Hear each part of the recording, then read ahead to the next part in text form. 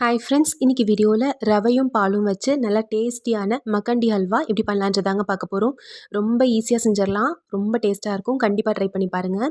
நல்லா சாஃப்டான டேஸ்டியான மக்கண்டி ஹல்வா செய்கிறதுக்கு ஒரு பவுல் எடுத்துக்கலாங்க. இதில் 125 ml அளவுடைய கப்பில் 1 கப் அளவுக்கு வெள்ளை ரவை சேர்த்துருக்கேன். இது கூடவே 2 கப் அளவுக்கு காய்ச்சி ஆற வச்ச பால் சேர்த்துக்கலாம். நான் பாலாடையோடு சேர்த்து அப்படியே சேர்த்துருக்கேன். இது ரெண்டையும் சேர்த்துட்டு நல்லா இந்த மாதிரி கலந்து வச்சுருங்க. 1 கப் ரவைக்கு 2 கப் அளவுக்கு பாலுன்றது கரெக்டாக இருக்கும். இது ஒரு தட்டு போட்டு மூடி வச்சிடலாம். ஒரு 10 நிமிஷம் ஊறட்டும். அதுக்குள்ளார நம்ம கேரமல் ரெடி பண்ணிடலாம்.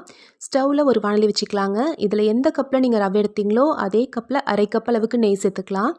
நெய் நல்லா சூடானதும் இதில் 1 கப் அளவுக்கு வெள்ளை சர்க்கரையை சேர்த்துடலாம். சர்க்கரை இந்த நெய்யோடு சேர்ந்து நல்லா உருகி கரைஞ்சி கேரமல் ஆகணும். கேரமல் ரெடி ஆகிறதுக்கு மீடியம் ஃப்ளேமில் ஒரு 5லேருந்து ஒரு 7 நிமிஷமாவது ஆகும். நம்ம எப்பயும் செய்கிற ரவை கேசரி மாதிரியே தாங்க. ஆனால் இதில் எக்ஸ்ட்ராவாக நம்ம பால் சேர்க்குறோம். கேரமல் செஞ்சு அதில் நம்ம இந்த ஹல்வாவை செய்ய போகிறோம். அதுதான் இந்த மக்கண்டி ஹல்வாவுடைய ஸ்பெஷலே. பாருங்கள், கேரமல் ரெடி ஆயிடுச்சு. இந்த மாதிரி நல்ல ஒரு டார்க் கலரில் ரெடி ஆனதும் ஸ்டவ் சிம்மில் வச்சுருங்க. சிம்மில் வச்சுட்டு நம்ம ஏற்கனவே ரவையும் பாலையும் சேர்த்து கலந்து வச்சுருக்கோம் இல்லைங்களா, அதை இதில் ஊற்றிக்கலாம். இதில் 2 ஏலக்காய் தட்டி இந்த நெய்லேயே சேர்த்துருங்க. சேர்த்துட்டு நம்ம இப்போ கலந்து வச்சுருக்க அந்த ரவை பாலை இதில் சேர்த்துருங்க. சிம்மில் வச்சு சேர்த்துக்கோங்க.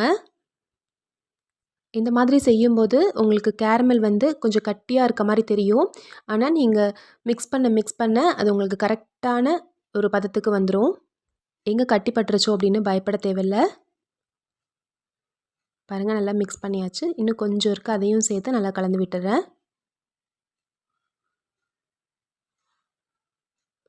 இதோடைய கலர் பார்த்துக்கோங்க. நம்ம நார்மலாக செய்கிறதா இருந்தால் இந்த கலரே ஓகே. கொஞ்சம் லைட்டான ஒரு ஆரஞ்சு கலரில் இருக்கும்.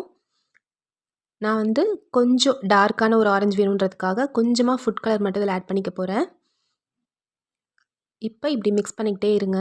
ஒரு நிமிஷம் விட்டு நம்ம மிக்ஸ் பண்ணிக்கலாம். நமக்கு வாணலியில் ஒட்டாமல் அப்படியே அல்வா பதத்துக்கு திரண்டு வந்ததும் ஸ்டவ் ஆஃப் பண்ணிட போகிறோம். கொஞ்சமாக ஃபுட் கலரை சேர்த்து அதை நல்லா மிக்ஸ் பண்ணிடலாம்.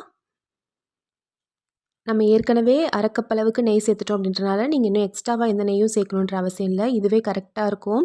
உங்களுக்கு நல்லா குக் ஆகி உங்களுக்கு நெய் வெளியில் கசிஞ்சு வரும். அதே மாதிரி கொஞ்சம் கூட வாணலியில் ஒட்டாமல் இந்த அளவுக்கு வந்துடும். இந்த அளவுக்கு வாணலியில் ஒட்டாமல் ரெடியானதும் கொஞ்சமாக கட் பண்ணி வச்சுருக்க பாதாம் பருப்பை சேர்த்து நல்லா மிக்ஸ் பண்ணி எடுத்துருங்க. இன்னும் ஒரு 2-3 நிமிஷம் குக் ஆனிச்சுன்னா உங்களுக்கு கொஞ்சம் கூட வாணலியில் ஒட்டாமல் வந்துடும். இது முழுசாக செய்கிறதுக்கு உங்களுக்கு 15 மினிட்ஸ் தாங்க ஆகும். 15 மினிட்ஸ்லேயே நல்லா சூப்பர் சாஃப்டான டேஸ்டியான மக்கண்டி அல்வா செஞ்சிடலாம். கண்டிப்பாக ட்ரை பண்ணி பாருங்கள். வீட்டில் இருக்க எல்லாருக்குமே ரொம்ப பிடிச்சிருக்கும். அவ்வளோ டேஸ்ட்டாக இருக்கும். பாருங்கள், இந்த மாதிரி வாணலியில் ஒட்டாமல் இந்த பதத்துக்கு வந்ததும் ஸ்டவ் ஆஃப் பண்ணிவிட்டு இறக்கிடலாம். நல்லா டேஸ்டியான மக்கண்டி அல்வா ரெடி ஆயிடுச்சு. இப்போ நம்ம இதை சர்வ் பண்ணிடலாம். இது சூடாக சாப்பிட்டாலும் நல்லா டேஸ்ட்டாக இருக்கும். சூடு ஆறுனதுக்கப்புறமே நல்லா டேஸ்ட்டாக இருக்கும். எப்பயுமே ஏதாவது ஒரு ஸ்வீட் செய்யணும் அப்படின்னா கேசரி தான் செய்வீங்க அப்படின்னா அதுக்கு பதிலாக இந்த மாதிரி மக்கண்டி அல்வா ட்ரை பண்ணி பாருங்கள். ரொம்ப டேஸ்ட்டாக இருக்கும். ஒரு வித்தியாசமான ஒரு புது ஸ்வீட் செஞ்ச மாதிரி இருக்கும். ரொம்ப சிம்பிளான இன்க்ரீடியன்ஸில் ரொம்ப டேஸ்டியான ஒரு ஸ்வீட் ரெடி ஆயிடுச்சு. நீங்களும் இதே அளவுகளில் இதே மாதிரி ட்ரை பண்ணி பார்த்துட்டு இப்படி வந்துச்சுன்ற சொல்லுங்கள். இந்த ரெசிபி பிடிச்சிருந்துச்சுன்னா நம்ம சேனல் ராகாஸ் கிச்சனில் ஒரு லைக் கொடுங்க. ஃப்ரெண்ட்ஸ் கூட இந்த வீடியோவை ஷேர் பண்ணிக்கோங்க. நம்ம சேனலை சப்ஸ்கிரைப் பண்ணி வச்சுக்கோங்க. தேங்க்யூ.